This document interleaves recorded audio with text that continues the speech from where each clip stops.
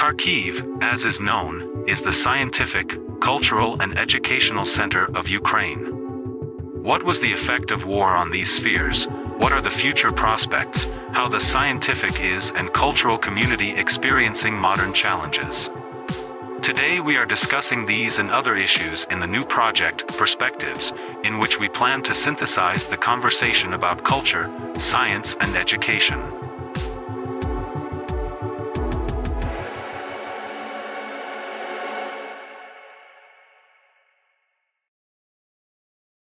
Вітаю!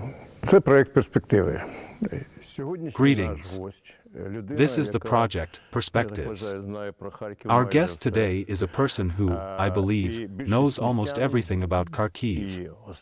But most of the citizens and guests of Kharkiv know him more as an architect and a tour guide, but in relation to our three directions, education, science and culture, he is also a very professional person in these trends, and that is why today we will talk with Maksym Rozenfeld. Greetings. Maksym Rozenfeld is a Kharkiv artist, designer, architect, and pedagogue. He is best known for his excursions and monologues. The artist calls himself a painter of houses. For his book Facades, he depicted many graphic reconstructions of Kharkiv buildings, partially or completely lost. Maksym Rozenfeld is known for his numerous video projects about landmark buildings in Kharkiv. Максим, хотілося б почати з інших питань, але все ж таки це саме... Maxim, I would like to start with other issues, but after all, this is exactly what is so painful, the war, the destruction that has happened now, the rocket and artillery attacks. As we know now, a lot of historical buildings in Kharkiv are whether destroyed or partially destroyed. Well, for example, the building of the regional state administration, the Palace of Labor, the apartment building on Svobody Street, and others. Tell me, please, what do you think, as a specialist, as a person who is not indifferent to historical architectural problems, is there a possibility to restore it after all? Є ця можливість все ж таки в ці... Бачите, Ігор, до мене таким питанням звертався мій оператор, коли ми знімали в квітні 22 року. You see, Igor, my cameraman asked me this question when we were shooting the Palace of Labor in April 2022. We were in the yard and inside the Palace of Labor itself, and it was a month and a half after the attack on March 2nd, 2022. And he was so confused when it didn't look like before. It was such a fresh, bleeding wound. He asked me if it could be restored at all, and I said that I even got angry with him, because such questions should not be asked. It is not a question of can or can't, it will definitely happen. Because, first of all, if we talk, for example, at least about the objects that you listed, about the building of the regional state administration, about the Palace of Labor, these particular buildings were partially destroyed, badly damaged during World War II. And they were completely restored to their previous normal form quite quickly after the end of the Second World War. That is, when you know that this has already happened, when you know how it was resolved, it is easier for you to relate to it. Secondly, this is really a purely professional question, because it is not just whether it can be restored, is there a hope that it can be restored? There are different ways to recover. There is restoration of architectural monuments, historical monuments, cultural monuments which need to be restored only in their original form. It's called restoration, there can't be any problems of understanding here. And there is reconstruction, that is, when you understand that new meanings, first of all, and new opportunities, new technologies, everything new can now be restored even after such destruction. Then, even these destructions are some kind of a renewal. Indeed, these are not problems, these are opportunities. In addition, there is a project to restore the Palace of Labor not only in its original form, but with the acquisition of new meanings and new possibilities for this building. I can't talk about it so loudly now, but there are investors, architects, and caring people who treat it exactly as it should be. Well, I'll reveal a little secret. For example, Concerning the roof, this is the center of Kharkiv history. It is located on the territory of the former Kharkiv fortress. If the roof of this building will be used as a large observation deck in the heart of the city, which did not exist until 2022, this is actually a completely new story. And the yard of this building is now known to everyone, because after this attack, Vakarchuk shot a video there and there were various other such events. In general, it was a very cinematic, photogenic courtyard with this destruction. The atrium, inner courtyard of the Palace of Labor, can look completely different and there is a vision, how can it be at a new level? Despite the fact that the architectural and historical authenticity is definitely preserved. Well, you said that I am an architect and a tour guide. I am a candidate of architecture sciences, and this is not my only professional scientific activity, architectural heritage, but you and some of our viewers know that I have been doing this for a long time, restoring and reproducing graphic reconstructions of Kharkiv's architectural monuments. And if we talk about the regional state administration, it is a completely different story. It is also possible to hint about it in advance, but it is impossible to say out loud. Everything is already happening in the near future. An international architectural competition will be announced, under the patronage of the UN Economic Commission, with the involvement as organizers of this competitions of leading international well-known, very authoritative architectural and design bureaus. But, if we talk about the building of the state regional administration, it is absolutely necessary to preserve the historical facades of this architectural monument, which is protected by the law of Ukraine. But to fill it with completely different content, not only from the point of view of the structure of this building as an administrative building of the Kharkiv region, but the content, how the attitude towards the authorities is changing.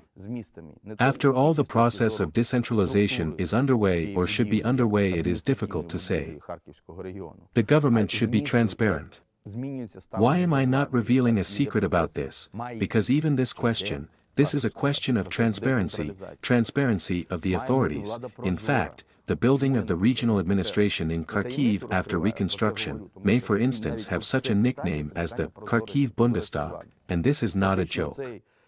Because by turning the Reichstag, which was associated in everything negative, into the Bundestag, Sir Norman Foster, who was this architect, and specifically he announced this competition, and that is why the nickname, Kharkiv Bundestag, is almost humorous, but this all is also about the contents. Because the building in Berlin changed the attitude to politics. From the Imperial Building, the Imperial Assembly of the Reichstag, to the Democratic, Federal Assembly of the Bundestag, where everyone can go for free, guests of the city, guests of Germany, Berliners, anyone who wants to see how the processes, the parliamentary processes are taking place there. Because it is literally transparent, in the literal sense of the building and in the ideological sense, but the historical facades are preserved, the historical appearance of this architectural monument. Such visions now exist for it. В буквальному сенсі будівля і в ідеологічному. Але зберігаються історичні фасади, історична це зовнішність цієї пам'ятки архітектури. Такі самі бачення зараз є для цього. The Bundestag building is a famous historical building in Berlin, designed by Frankfurt architect Paul Wallot in the Italian High Renaissance style. On June 9, 1884, Kaiser Wilhelm I laid the foundation stone of the German Parliament building. The construction lasted for 10 years and was completed under Kaiser Wilhelm II. More than 32 million bricks were used for the construction of the building. Я можу про кожну таку будівлю і про будинок на вулиці Свободи. I can talk about every such building in the building on Svobody Street, and about the Palace of Railwaymen and the building of KHMESH, the Institute of Mechanization and Electrification of Agriculture, the former first real school on Heroiv Kharkova Street, on Maidan Nebesnoy Sotny. This list is very long, but what I want to say is not to reassure, but to give a sense of hope. You should not think that everyone just gave up and nothing is happening. Everyone realizes, well, that's it. So many architectural monuments were destroyed. The work of different teams, different people, different activists, various caring people continues. Everything will be fine. Різних активістів, різних небайдужих людей. Все буде добре. That's great. Дякую. Thank you. And one more personal question. I know that you were in Kharkiv at the beginning of the war. When the war began, when these first destructions began, tell me your first feeling. Це так, щира відповідь на таке відкрите питання. I can say that this is such a sincere answer to such an open question. When the Palace of Labor was hit, virtually everyone wrote to me, Maksym, you must be in pain about it. Because my excursions, my first series of the Kharkiv stories, of these video films, it was about the Palace of Labor, I praised it a lot, you can say so, and now they write to me, you must be in pain. What could I answer them? Yes, thanks for reminding me that these are the things that don't get talked about. In general, it seems to me that many people among us, both those who stayed in Kharkiv, and those who left Kharkiv, and those who left Ukraine, many try to forget the first days, the first weeks of the war. I don't know, I'm not a psychologist, I'm not a psychiatrist, sometimes a psychologist says, you need to work through the trauma, you need to talk about it, if you talk about it, it will make it easier for you. On the one hand, since we shot a lot of video clips, video films in the first months of the war, for the Kharkiv Now channel, I probably pulled myself together somehow because of that. The fact that I didn't close my eyes, I didn't even want to look at it, but I don't want to return to these memories, to speculate on this topic and generally to deal with it. To be honest, it was in 2022, somewhere in June, when an American documentarian visited Kharkiv, and we went with him to Saltivka and around the city. And near the destroyed building of the military headquarters on Poltavsky Shlyak Street, opposite the Theater of the Young Audience, the former Epstein Hotel and the Pavlov family estate, he said, well, as an architect, how do you feel when new attacks take place? I look at it like a doctor to whom a very badly beaten patient is brought after an accident, for example, after a traffic accident. Well, if he is terrified that he will have to make a surgery, will he be able to help? He needs to turn off all this emotions, not empathy, not sympathy, but all emotions. And turn on the professional attitude. Then he will be able to do something. I will cry and suffer later. I am at work now. Не емпатію, не співчуття, а емоції, і вимкнути професіонала і голову. І тоді він зможе щось зробити. Я потім буду плакати, страждати. Зараз я на роботі. Потім зрозумів. Добре, ви згадали Нормана Фостера. Understood. You mentioned Norman Foster. He is a famous architect, and we have a lot of information on the one hand, and a lot of rumors on the subject. We know that some plan is being worked out with local authorities regarding the reconstruction of Kharkiv. In particular, I have such information, I don't know how reliable it is, about the reconstruction of northern Saltivka. I have the following question. Norman Foster is a brilliant architect, but still a person who is not mentally from Kharkiv. You are an architect and mentally, exactly from my point of view, exactly a Kharkiv native. And we know that for urban development, for planning urban development, it is very important to understand the mentality of the city itself, of the city's residents. From your point of view, isn't there some kind of contradiction or a certain conflict of interest regarding the fact that a person who doesn't even know Kharkiv will dominate the design?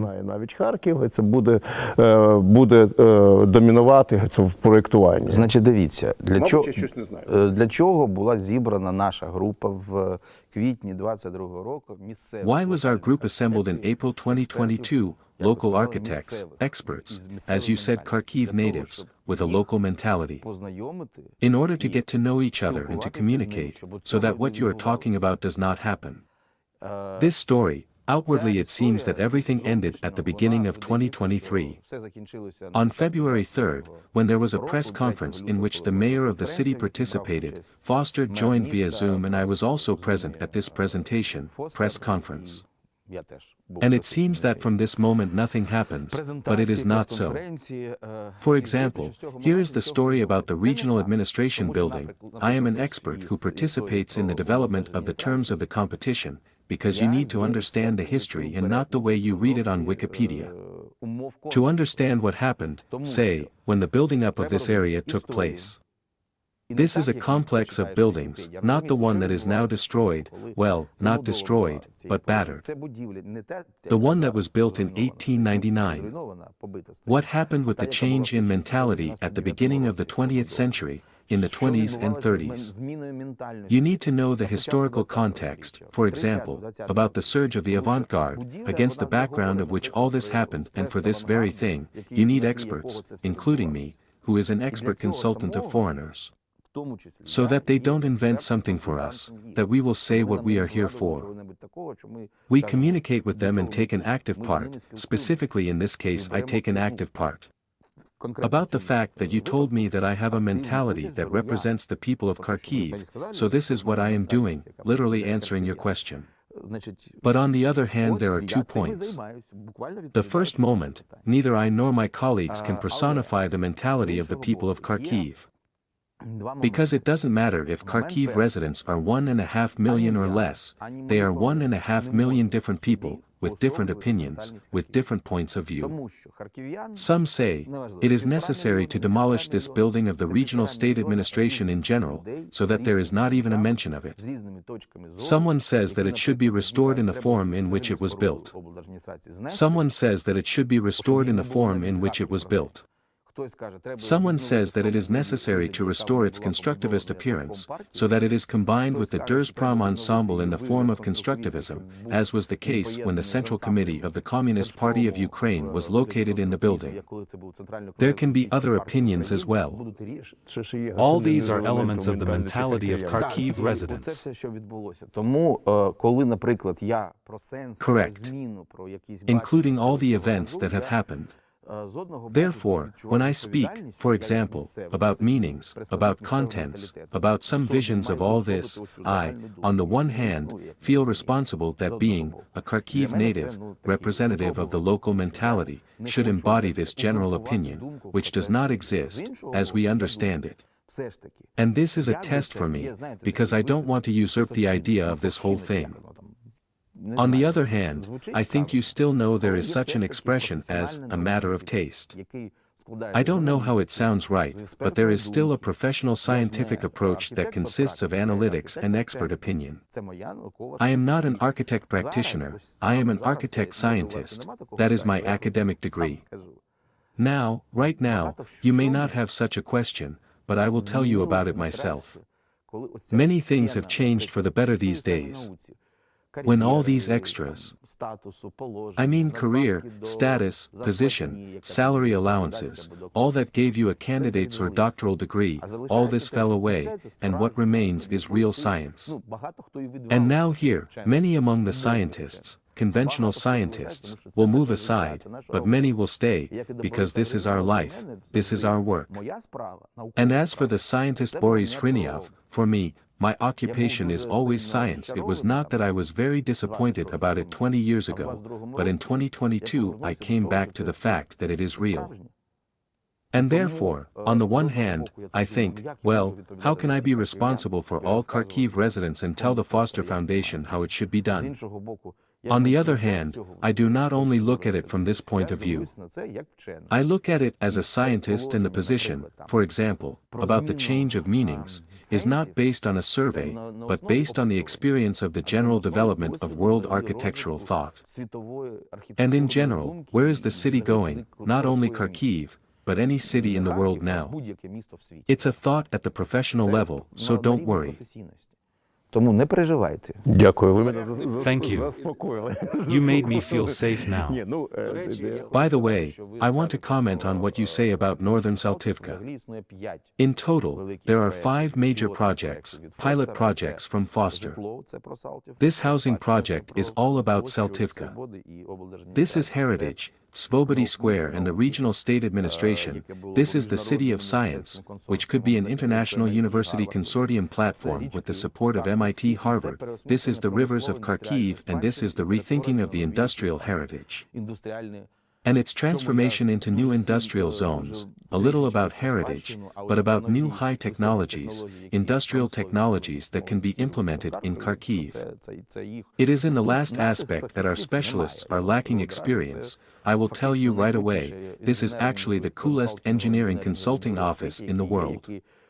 They know about it, and we stayed in the 19th century. We see it when we come to Europe and see how it looks.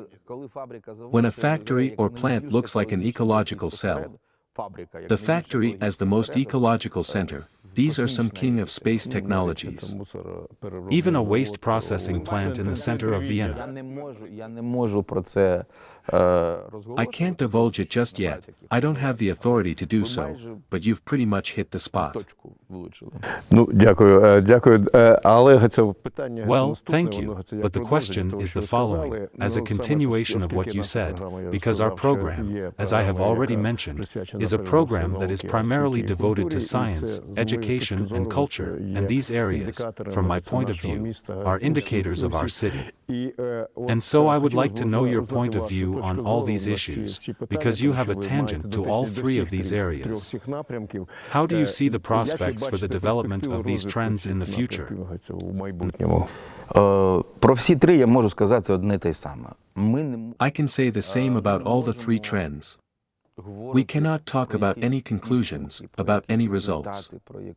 This is an ongoing process and it can move in one direction or another. You have to follow this path. This is how you become a samurai. There is only a path. There is no final goal and these three directions are all good, but the final goal is not defined. We do not know what awaits us ahead, neither in education, nor in culture, nor in science, but it is always a step into something unknown.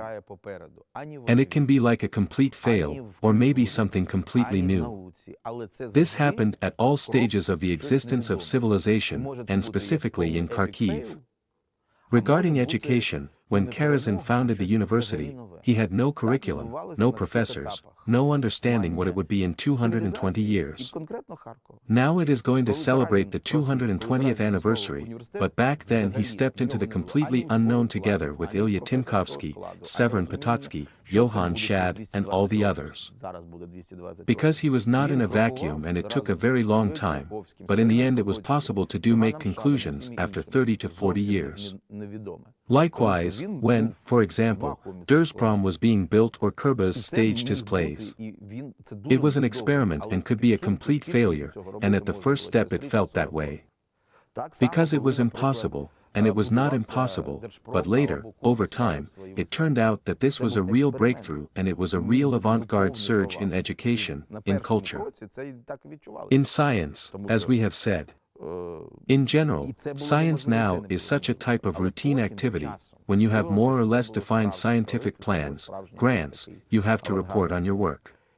But real experimental modern science does not exist. It happens for real, and you know it, Igor, when you really don't understand what awaits you, like with Oppenheimer. He didn't intend to create an atomic bomb. It was an opportunity to test his hypothesis, and as long as there was no test it was 50-50 chances. Everything could end up completely differently, like in our case. The same as everything could have taken a different path for Kurchatov later, when the pioneers had already passed, then we realized that it is very difficult for us, because a significant part of the active, creative, passionate part of people left or broke down, because this is a terrible test. A psychologically terrible test. There are few who hold on until now. In some sense, Kharkiv has become depressed, but I am stimulated by the fact that it is unknown what may happen in the future. There may be failures, and there may be miracles. But it is still too early to predict miracles and somehow draw conclusions. I observe, I participate, I do something of my own. I observe different things, so we go on, do what we do. We'll see what comes of it later, but now it's more interesting than before. Зжався, скукожився. Але мене стимулює те, що це невідомо, що можуть бути провали, а можуть бути дива. Але прогнозувати дива і якось там підводити підсумки зараз ще зарано. Я беру участь, щось своє роблю, різне, і я спостерігаю. Тому йдемо далі, робимо, що ми робимо. І далі побачимо, що з цього вийде. Але зараз цікавіше, ніж раніше.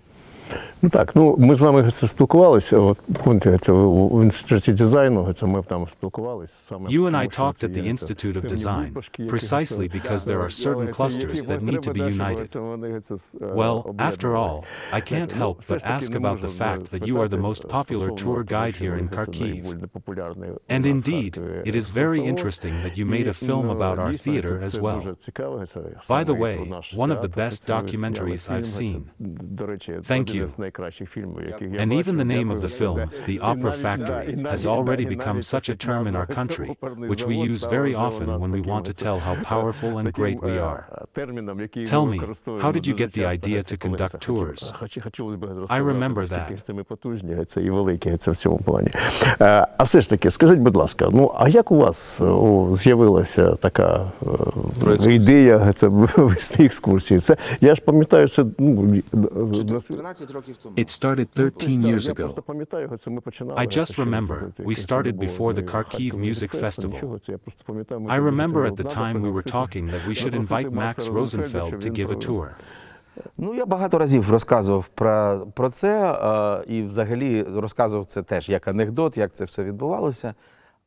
I have told about it many times and in general told it, as an anecdote, how it all happened, but still, a tour guide, a lecturer, someone else, these are different manifestations of the same ability, let's say so. I will say a very fashionable word now, storyteller, that is, a teller of story, if translated. Since kindergarten, I was very talkative, and I was always shy, not even modest, but such a shy boy. I read a lot of books, listened to records, not musical, but like a fairy tale, and this is also part of my artistic, even actors, activities. Such a conversationalist, a conversational actor, a storyteller, and I was always good at it. I knew about it even when I studied at a physics-mathematics school. Everything was great with mathematics, but with physics, our physics teacher, she understood that I may tell the biography of Newton, Faraday, Einstein. For me, this physics subject will be more in fables. Indeed, I graduated from the Physics and Mathematics Lyceum with a gold medal, but I knew physics so-so, while mathematics was excellent. But it didn't lead me anywhere, and I was actually obsessed with stories, different Kharkiv stories, while I was painting the Kharkiv globe for the Feldman Eco Park, where it was exhibited. While I was drawing, I was reading, I was learning different stories, I was just reading while I was drawing, and at the end of this project, which lasted for 9 to 10 months, drawing this globe, I was as if pregnant with all these stories. It was a pearl inside me. I needed to share all this with someone. I had a burning desire to do something, and actually it happened by accident when I tried to do it. Everyone told me that this is complete stupidity, that in Kharkiv, in a city in which there is nothing to tell to the Kharkiv residents. What will you tell? Whom? To people who have lived here all their lives, what would you tell them? How do you get them interested? I said, well, okay, let's try. And it started like that once. It was 2011, in 2012 and 2013 it was already such a crowd that it was already on the full move.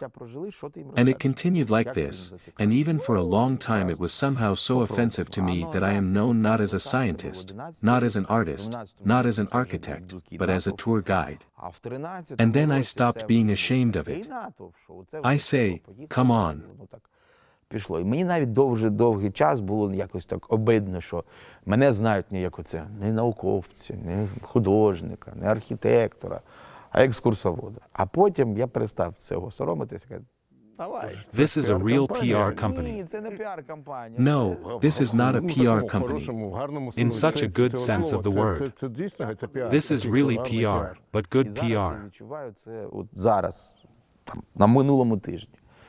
Ти можеш зробити щось дуже-дуже хороше. And now I feel it, right now, I can do something very, very good and important, like developing the terms of the competition for the reconstruction of the Regional State Administration building under the patronage of the Norman Foster Foundation and the patronage of the UN Economic Commission.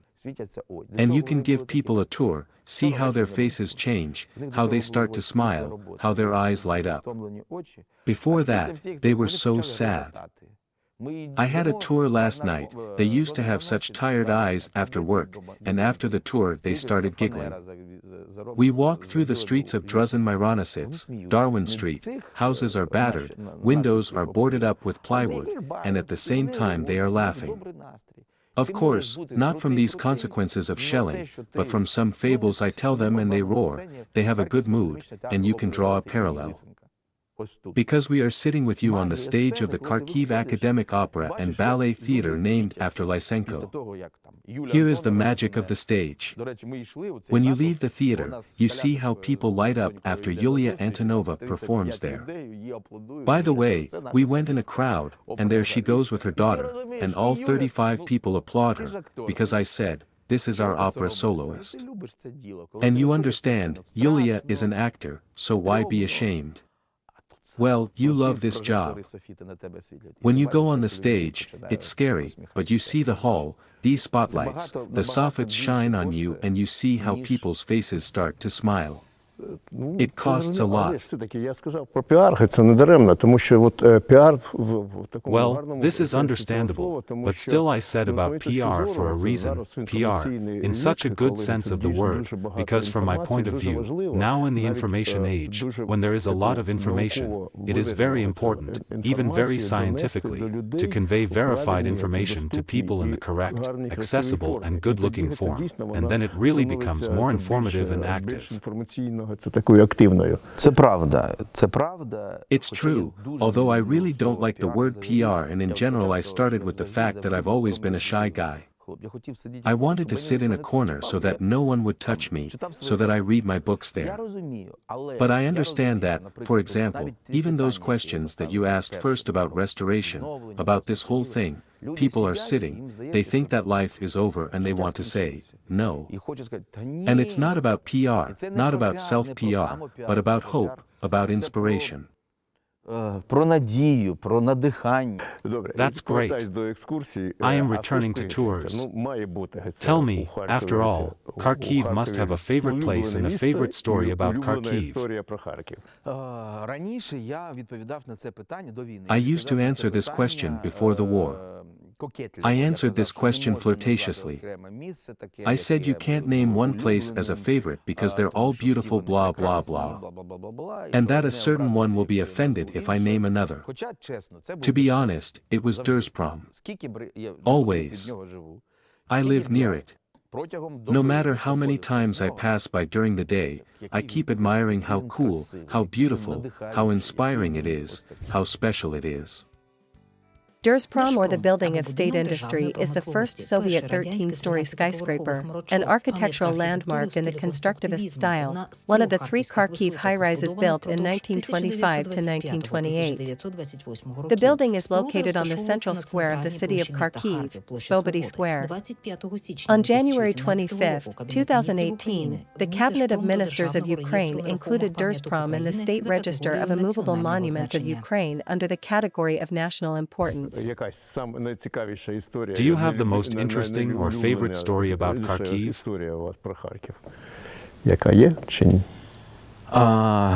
Ви знаєте, мені дуже важко якусь таку історію. You know, it is very difficult for me to single out such a story. Again, because I had to tell mostly foreigners who came to Kharkiv so many times recently, to define such important components of Kharkiv. And not only historical ones, but those that have happened now, over the past 2 years, it is very difficult for me to say that this is more important, and this is less important, and this is more important again. Well, I can mention one of those, just to return to what you started with about the Palace of Labor in such a compositional, dramatic way. We were making a short film in mid-April, April 12, 2022. We are shooting a story about the damaged Palace of Labor and my cameraman Vlad asks this question, can it be restored? I told him, of course it can be. It is even necessary. And what can you say when you are surrounded not only by these ruins, but also by the smell of the ruins? When all the boards and debris are burnt and they are also flooded with water. And it's still April and it smells like a basement. Sorry for the details. And you look around and what can you tell here? What to tell? The story of how the architect Hippolyte Pétros built it in 1914 or how the rocket hit it, well, everyone saw it. But I turn around and see that on the wall in the courtyard of this closed courtyard of the Palace of Labor there is a sign of a cafe that was there before the war. There is also a signboard in the same place. It was a bar with a motto, "It's a shame to be unhappy." So, I say, that's it, Vlad, turn on the camera, let's shoot. I know what we will say. And when I resumed tours in 2022, when people began to return, it was one of the brightest happy, well, if you can say so, seasons of tours in my 13 years. It was last year, last summer. It was awesome, honestly. People were happy because they felt for themselves what "it's a shame to be unhappy" means. If you used to worry about the fact that you had a car or an apartment, not the one you wanted, or did not have enough money, but here you realize that you are alive, your loved ones are alive, God grant that they are alive, your hands and feet are in place, the city is standing, what else do you need to be happy? That's enough, it happened to those people. I say, it's a shame to be unhappy. This is the new slogan of all those stories and tours that I have conducted. And there are stories about Dersprom and about the flag on the University Hill, and about the already mentioned building of the regional state administration, and about the hamster in the House of the Word, which I rescued in March 2022 from the apartment of a writer, and many, many others. I will tell you this, I am currently writing a book about all this. У тих людей відбулося це, є такий, соромно бути нещасливим, це нове гасло всіх тих історій, які я проводив. А є історії про Держпром, і про прапор на університетській гірці, і про ту ж будівлю облдержадміністрації, і про хомяка в будинку слова, якого я рятував в березні 22-го року з квартири розстріляного письменника. І багато-багато інших. Я вам скажу так, я зараз книжку пишу. Maxim, tell me, please, you have your own video project, you are the host there. This is a slightly different genre. How do you feel in this genre, as a presenter in such a program? Стільки відеопроект, скільки відеопроекти, тому що це дуже різні, насправді це однакові за форматом і за відчуттям історії, але є різні напрямки. Є оці харківські історії, де оперний завод, одна з серій, є Not so much a video project as video projects. Because they're very different, they're actually the same in format and in the feel of the story, but there are different directions. These are the Kharkiv stories where the Opera Factory is one of the series. This is the Ukrainian style, the video project for the Ukrainian Cultural Fund. We made it in 2021. These are the medical stories and the history of medicine in faces project. There is a video travel blog project on Barcelona, Berlin, Munich. And there is something else. For me, it was just random at first, well, relatively random, but I wanted to try my hand at a different genre. It was 2018 and things were different there. The camera, how it stands, how you should behave in the frame, how to do it, and even more so when you are not sitting in the studio, but traveling, walking, moving. It has other technological and visual possibilities for this storytelling. It turns into visual storytelling. And I wanted to learn it. To learn from others, and I have a friend, Alexei Tavrin. He is a cameraman, a director. I called him a cameraman in the story. When I wrote the story, I called him a cameraman, because he is everything. He is an editor, a sound operator and everything else. We decided to try to do it and started with one such micro-project, then another, and then this, Kharkiv Stories, project appeared, which was very popular, thanks to PR, not mine, it was popular. There were hundreds of thousands of views, there are a total of several million views of all these series. But it really became, it may sound somewhat pathetic, we managed to do it on the eve of the war, and in fact this project, these 15 series, they became some kind of document, a reminder of what Kharkiv was like. Because many people have been coming to Kharkiv now, for the past 2 years, and when you show them these series, they say, what a city, what a city. And we always tell them, it's a shame you weren't here in the 2021, 2020, or in 2019, the fact that you did not see that the city was simply incredible. Добре. Ну і I am returning a little to science and education. You have a wonderful book, I have seen it, but to be honest, I have not studied the facades of Kharkiv very carefully. Tell me, please, from the point of view of the professional side in a little more detail, tell me what kind of project this is? Це одразу про освіту здебільшого, а потім до науки. This is about education for the most part, and then we will return to science. So I taught for 26 years at the Academy of Design and Arts, and around 2010, 2011, when many architectural monuments of Kharkiv were in a very dilapidated state, very neglected, I somehow wanted to do something about it. I am not in a position to restore the whole thing. Well, who am I?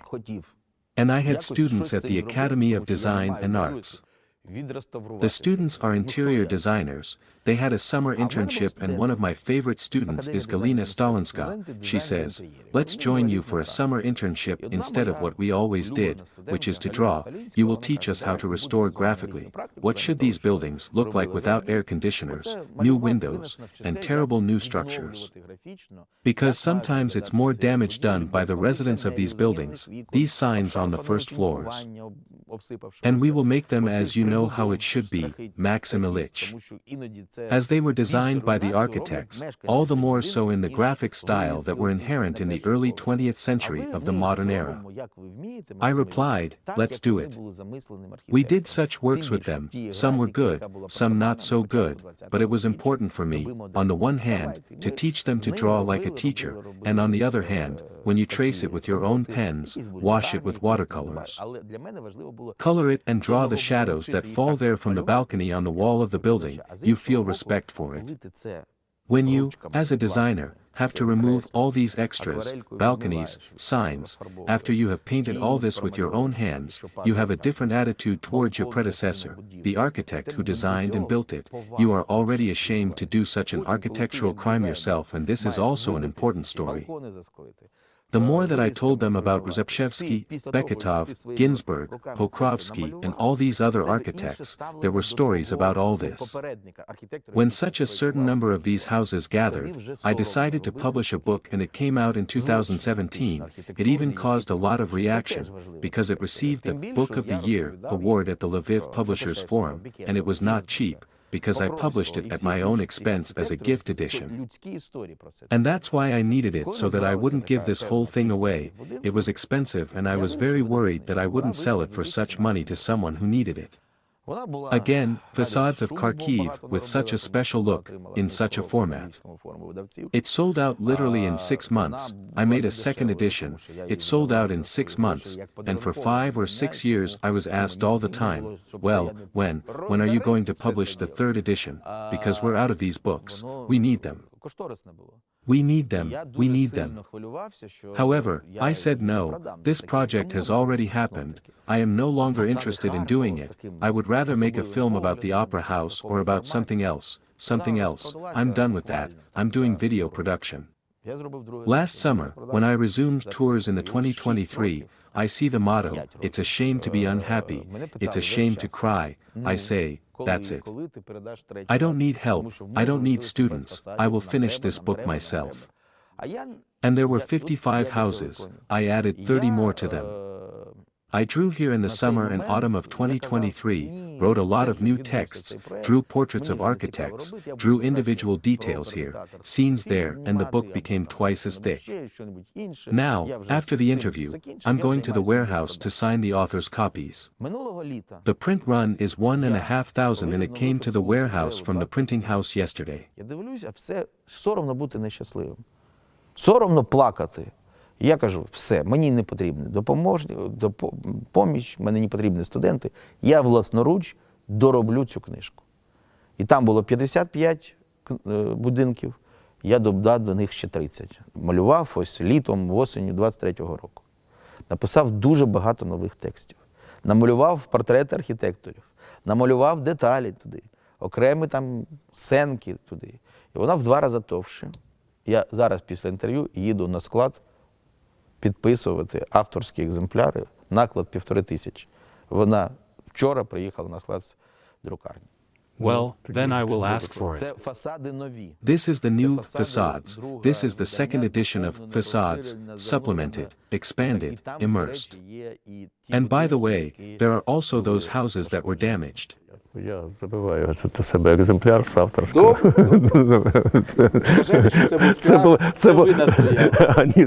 Це було. I reserve myself a copy with the author's signature. Well, good, Maksym, as a tour guide, you have natural acting skills as a person. And we are in the opera house, on the stage of the opera house. So tell me, please, is there any role you would like to play? Яку б ви хотіли би зіграти? Я її зіграв не один раз. І ви знаєте, що я з 2 вашими красавцями дуже сильно давно дружу близько. Це Армен Колоян, режисер Харківського академічного театру опери і балету імені Лисенка, головний режисер, і Юрій Яковенко, диригент. I have played it more than once, and you know that I have been friends and close friends with your 2 persons from your theater for a long time. This is Armen Koloyan, the chief director of the Kharkiv Academic Opera and Ballet Theater named after Lysenko, and Yuri Yakovenko, the conductor. Because we did such projects with Armen, I rather acted as a scenographer in such small projects, and with Yura we did a project that I really liked. In the past it was not an opera house. It was the Youth Academic Symphony Orchestra, Slobozansky, which as I understand has ceased to exist at the moment. It was such a strange format, when I, as Andronikov, I was telling stories and they played. And we put together a program, a musical program in such a way that Yura actually selected musical compositions in such a way that it was literally a musical symphony, an illustration of my story. We did 3 projects, 3 programs, 3 concerts, you name it. Dunavsky. I really love this project, because it is so human. It is not about symphonic music of the Soviet era. No. It is about a person, about his worries, about his inner world. There is a story that I told then and even now gives me goosebumps, and then it turned out to be so sensual, that they told me, "Are you talking about yourself?" I say, "No, who am I, but who is Isaac Yosipovic?" During the war, he had a friend Mikita Bogoslavsky, a close friend, a student, and he was such a joker, a bad joker. He had such a phrase, Isaac expired, about Dunavsky, implying that he could not write normal works during 1941 to 45. And this offended him very much. He understood that he had a creative crisis.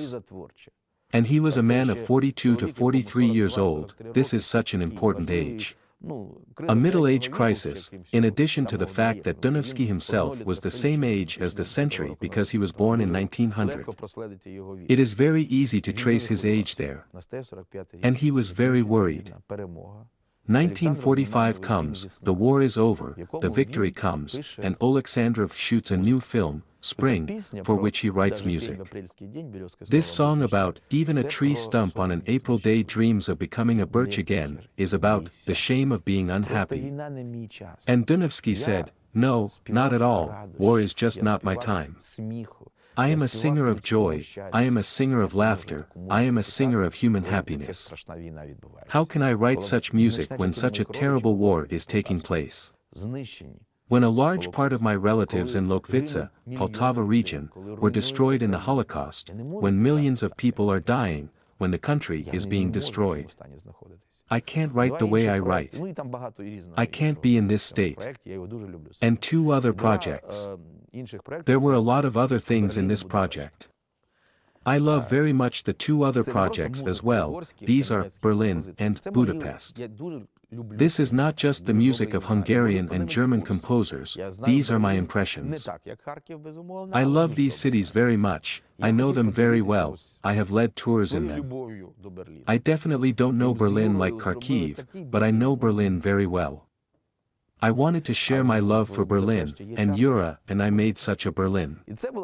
And in Budapest there is Zardash Monti, and it was an awesome program, and I will tell you that with Yulia on stage alone, it is definitely not enough place for me with her, that is, there should be a place for her alone on the stage, but I can dance along when she sings. Maybe we will do it with you. Well, let's do it. Some new project not about Berlin, not about Budapest, not even Dunavsky, but let's do it about Kharkiv. Agreed, let's do it, let's work together. That was the answer to your question. Thank you. Thank you. Today our guest was the architect, pedagogue, educator, artist, tour guide Maksym Rozenfeld. Thank you. Екскурсовод Maksym Rozenfeld. Thank you. Thanks for a great interview.